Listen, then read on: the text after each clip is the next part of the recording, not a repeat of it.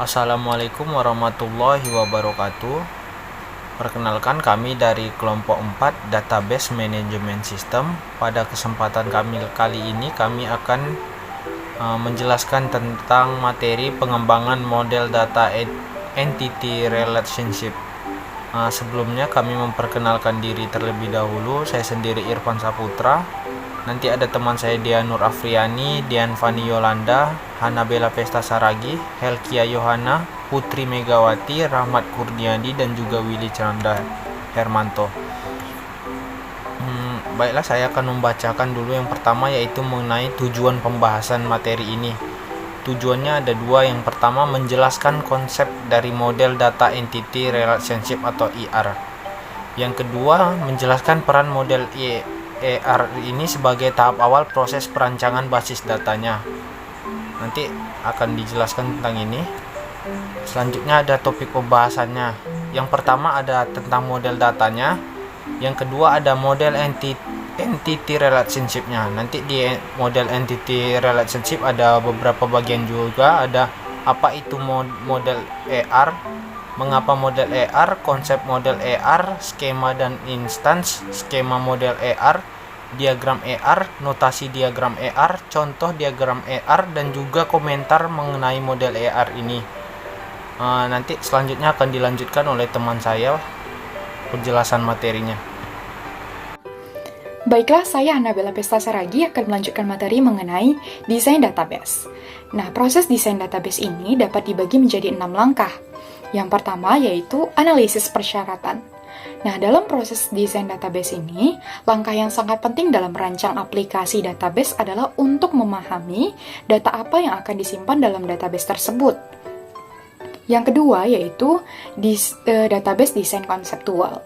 Nah, dalam desain konseptual ini, informasi itu dikumpulkan secara konseptual. Yang ketiga yaitu desain database logical. Desain database logical ini merupakan proses memilih sebuah database management system untuk desain dan mengubah desain dari bentuk konseptual ke skema database dalam data model di BMS. Yang keempat yaitu skema perbaikan.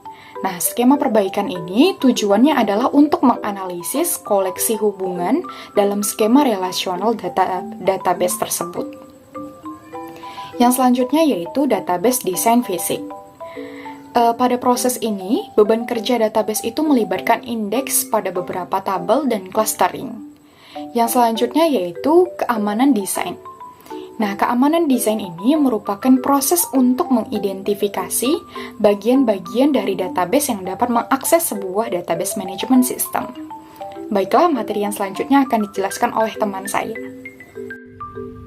Baiklah, saya Dian Fani Yolanda akan melanjutkan membahas mengenai model data.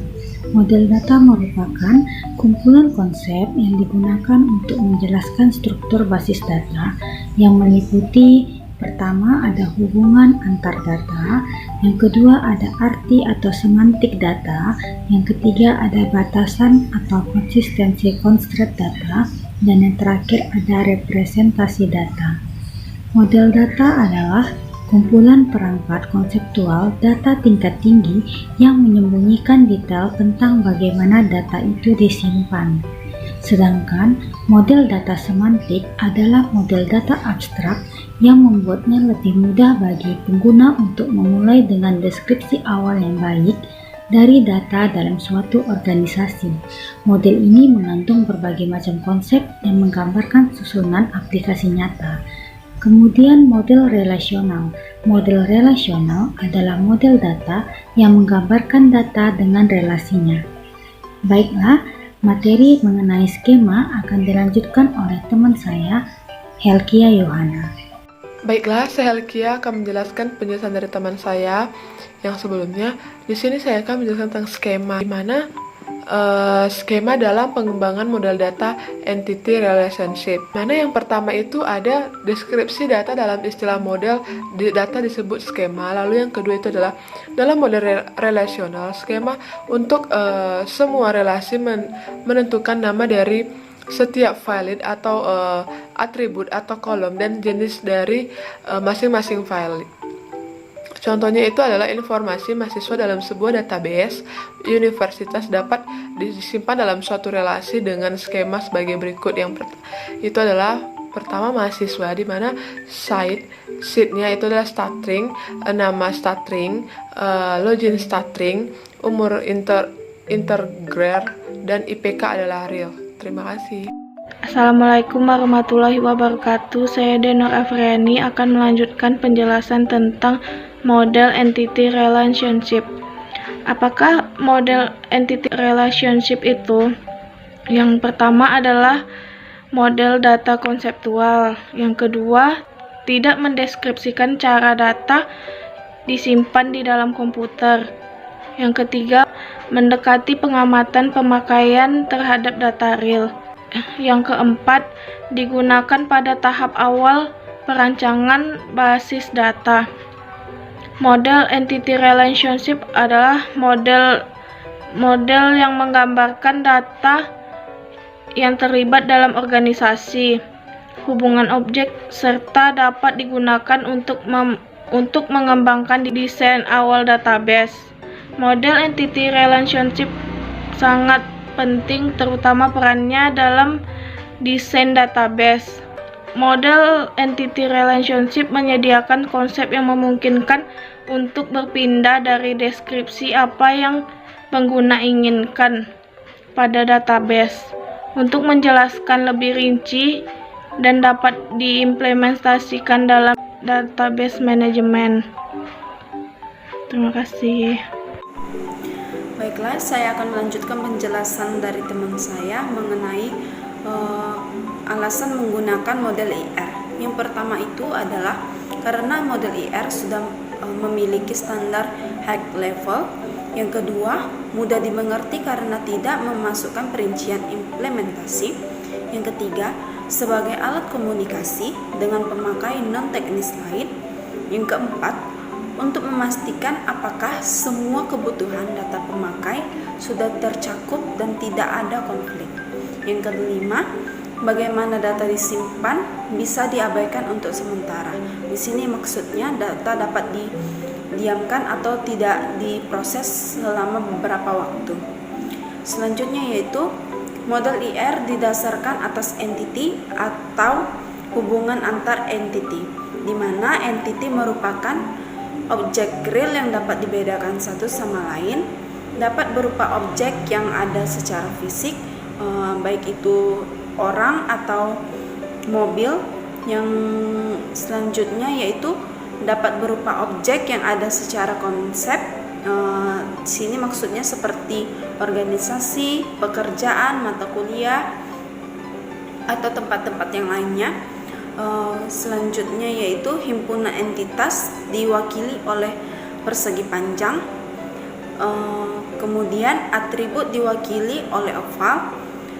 Kemudian atribut kunci primer digaris bawahi. Selanjutnya materi model IR akan dilanjutkan oleh teman saya. Terima kasih. Bismillahirrahmanirrahim. Baiklah, saya akan melanjutkan yang ke-9, slide ke-9, model IR, skema dan intens. Model data memisahkan deskripsi data dari datanya sendiri. Yang kedua, deskripsi data disebut skema. Yang ketiga, data di dalam basis data pada suatu saat disebut intens.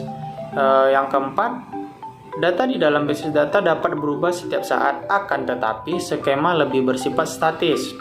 Contoh skema dan intens. Skema ini cenderung menggunakan sebuah kalimat. Misalnya ada employee, nama, umur, dan salary. Dia hanya dituliskan dengan buka kurung nama, koma, umurnya, koma, salary. Untuk company, nama, quarter, dan resident. Hanya dalam bentuk kalimat dalam kurung. Sedangkan jika menggunakan metode intens, dia cenderung menggunakan tabel untuk penyajiannya. Misal, Budi, umur 50, gaji 80k. Dia untuk data tunggalnya horizontal ke kanan, dan untuk data menyebutnya atau lebih dari satu dia cenderung ke bawah. Misal Budi, Lisa, Martin urutannya ke bawah. Dan company-nya juga sama seperti itu. Baiklah, selanjutnya akan dijelaskan rekan saya. Lebih dan kurang saya mohon maaf. Baik, selanjutnya saya akan melanjutkan presentasi dari teman saya Willy. Selanjutnya ada skema model R. Ini terdiri dari yang pertama ada entitas atau entity, yang kedua ada atribut dan nilainya atau atribut value set, yang ketiga ada atribut kunci atau key atribut, yang keempat ada hubungan atau relationship. Masuk kepada yang pertama, entitas atau entity. Ini sebuah barang atau objek yang dapat dibedakan dari objek lain atau objek yang bisa didefinisikan. Setiap entitas memiliki atribut. Entitas dapat berupa, yang pertama itu ada objek secara fisik, contohnya itu ada orang, kendaraan, rumah, pegawai, dan lain-lain. Yang kedua itu objek dengan keberadaan konseptual. Ini contohnya pekerjaan atau mata kuliah atau lain-lain. Selanjutnya itu atribut dan nilainya. Nah, di sini atribut bernilai banyak atau multi-value. Di sini atribut yang bisa memiliki nilai banyak, contohnya itu pengalaman atau hobi. Selanjutnya ada atribut kunci atau key atribut. Nah, di sini atribut kunci atau key atribut ialah merupakan atribut yang bernilai unik. Misalnya mahasiswa memiliki NIM yang tidak akan sama dengan mahasiswa yang lainnya. Penulisan key dalam IRD akan diberi garis bawah. Selanjutnya ada hubungan atau relationship. Di sini hubungan atau relationship merupakan asosiasi bisnis alami yang ada antara satu atau entitas lebih. Hubungan tersebut dapat mewakili suatu peristiwa yang menghubungkan entitas atau hanya afinitas logis yang ada di antara entitas. Baik, sekian hasil presentasi kelompok kami. Apabila ada kesalahan mohon dimaafkan. Assalamualaikum warahmatullahi wabarakatuh.